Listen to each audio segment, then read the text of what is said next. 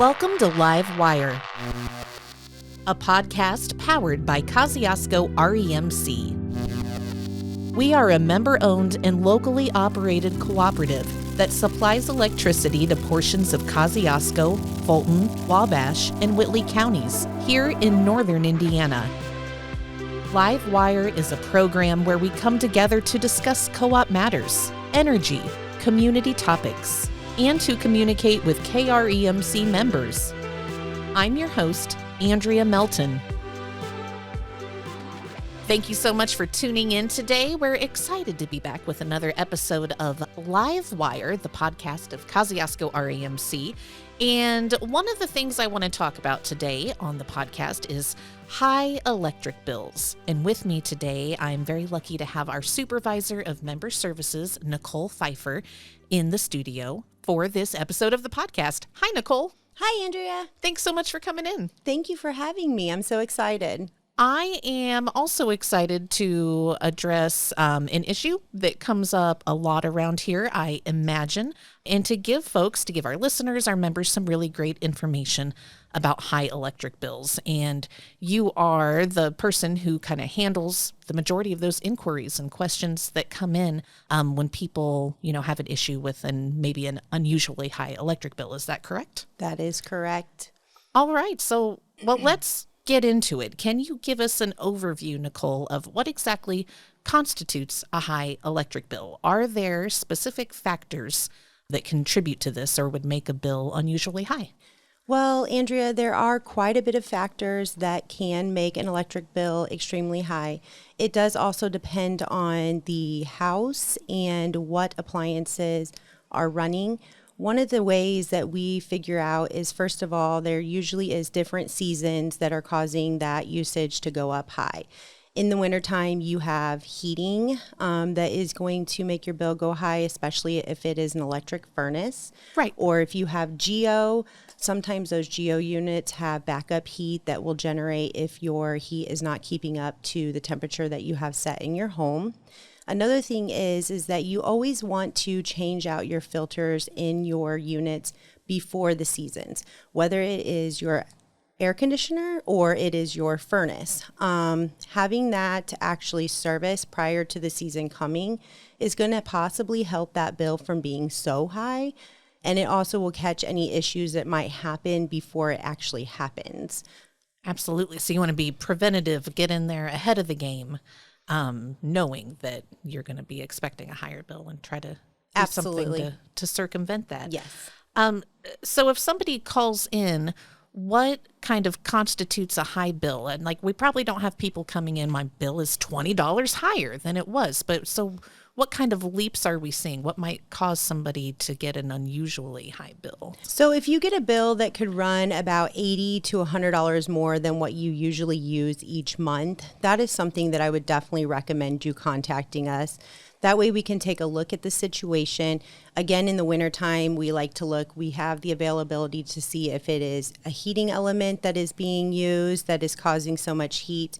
Space heaters are something that can make your bill go extremely high. They're approximately $5 a day if they're left on 24 hours a day, and that is per heating unit. The other thing is we can also check this in the summertime to see if your air conditioner is one of the usages that's causing your bill to be so high. Since summer is approaching, those swimming pools are getting serviced. People are turning on their heat in their swimming pool to make that warmer so that they can swim earlier than, before it gets 90 degrees. Yes. That is going to make a huge jump, especially if you have an electric pump. Absolutely. So those are common reasons people might see a sudden increase in bill. Those seasonal changes definitely affect those bills. Nichole, are there any misconceptions or myths about high electric bills that you encounter? There is. Actually, we have a lot of members that will call in and say, my neighbor's bill is so much lower. They have a lot larger home than what we have. And the thing that I like to tell them is you can't compare your bill with somebody else's because it is not an identical home. So one might be more insulated than what the other one is. There may be better windows. Your unit might be more efficient than the other person. You might have more lights or things plugged in than what your neighbor has. So that is something that I always like to tell my members, to never compare themselves to somebody else that they know, and just to contact us right away so we can take a look at it and help prevent that from happening in the future. I do have some people, there is a option where you can go on to our Kosciusko REMC website and you can view your daily usage. So if you think that something might be using so much power, you can watch that and see if you unplug it, and that, if your usage goes down, then you know that that's using a lot of power than what you're used to be using. Wow, what a great tool. I rent my home, and actually that landlord maintains that account in their name, so I'm actually not privy to some of the specifics there. So that's really valuable. That's great. Are there any specific appliances or behaviors you're finding that contribute the most to high electric bills? So as far as appliances, there's no specific appliance itself that's contributing, but what I will tell you is as your appliances get older, they will start to use more power to keep the temperature in the refrigerator or the deep freezer up to what it should be. So those are some things that you want to make sure that as your refrigerator is getting older, that it's not continuing to run, that it is shutting off for that break. You also want to make sure you have nothing blocking the vents in the refrigerator. So if you have a fridge or a deep freezer that is extremely full, make sure that it's able to vent itself in and out to eliminate it from either over freezing or not working efficiently like it should.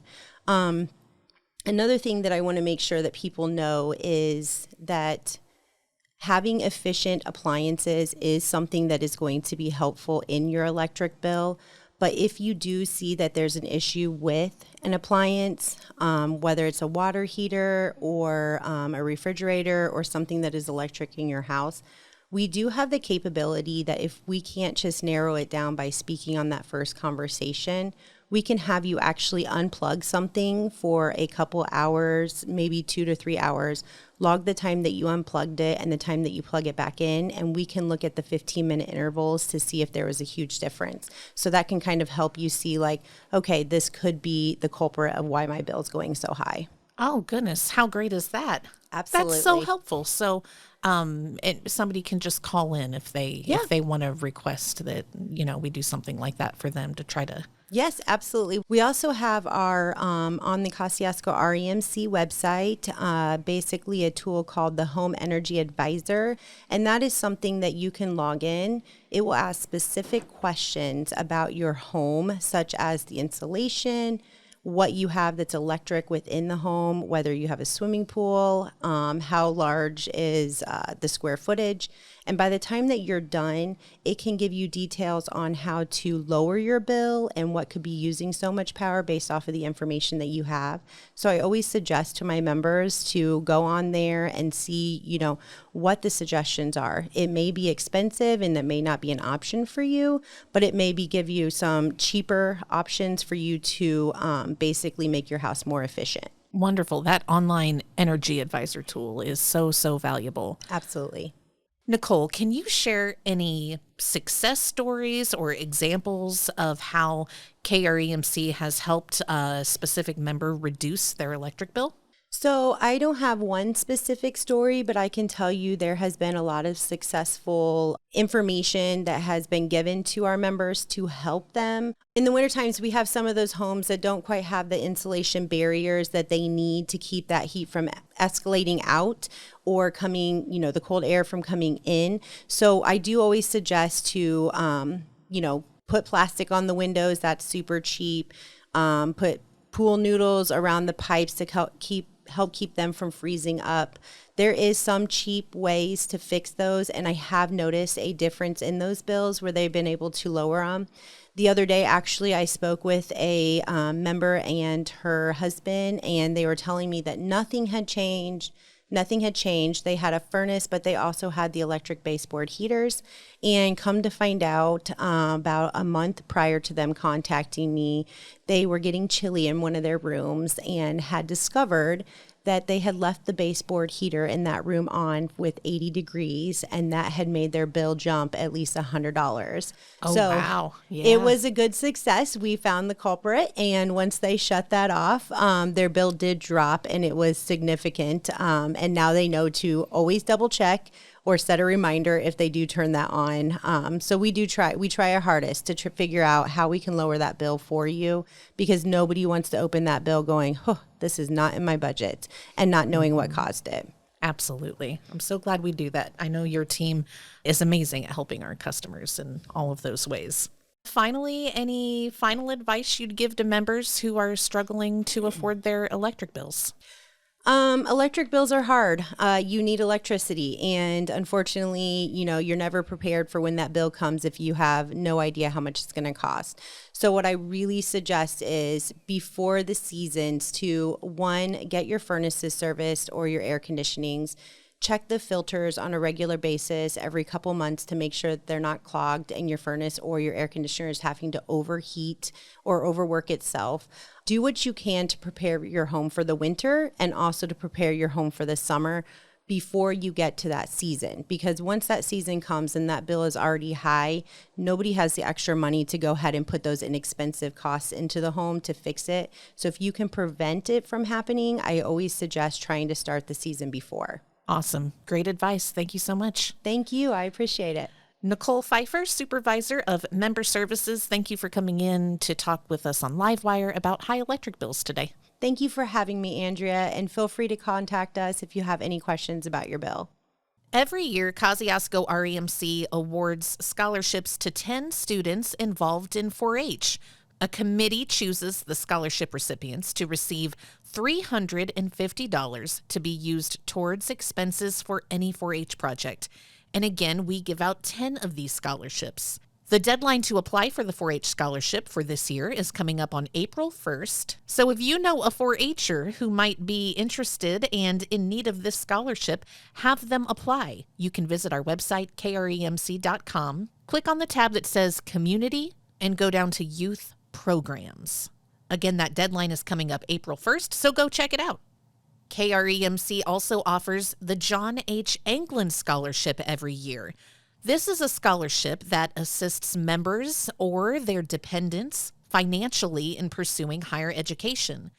Each year, we award 10 applicants a John H. Anglin Scholarship of $1,000. The scholarship goes toward tuition for the upcoming school year at the higher learning institution of the applicant's choice. To apply for the John H. Anglin Scholarship, you would also visit the KREMC website, go to Community, and then Youth Programs. This deadline is also coming up on April 1st, so get those applications in as soon as possible. And finally, there are also opportunities available to local youth through the Indiana Electric Cooperatives, and the annual Cooperative Calendar of Student Art Contest has a deadline coming up on March 29th. The Cooperative's Calendar Art Contest is open to all kindergarten through 12th grade students who want to create an illustration for the calendar. A first-place artist winner is selected for each grade, and the winners get a $200 prize. In addition, the artwork for each grade division winner will illustrate the cover and all 12 months of the calendar. Again, that deadline is coming up March 29th, and you can find the information for that contest on our website as well. You've been listening to Livewire, the official podcast of Kosciusko REMC. To learn more about KREMC, visit our website, kremc.com, and follow us on social media. Thanks for listening.